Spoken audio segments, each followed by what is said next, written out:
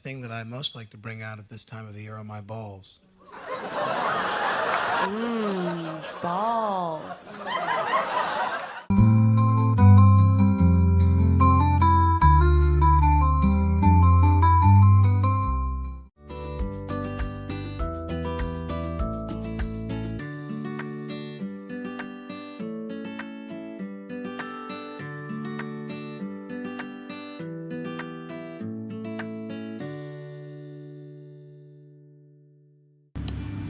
Okay, so this is the magic part of making the potato balls.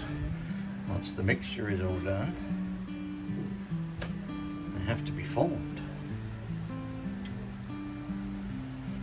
I can't do this because my hands are too big and too fat, so the lovely wife has to do this. She's much more delicate and artistic than I can manage.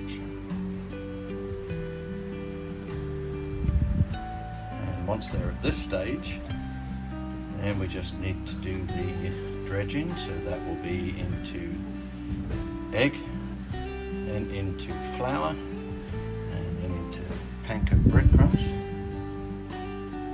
to get the end result ready to hit the deep fryer.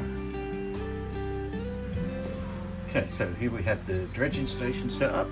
Correction from earlier, it's not egg then flour, it's flour then egg. And then the panko.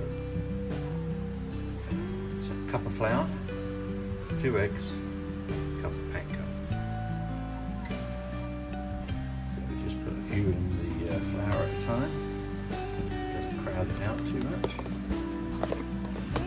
We do the put the lid on and shake it around trick. Pop the flour into the egg. Unfortunately, you can't do the put the lid on and shake it around trick with the egg.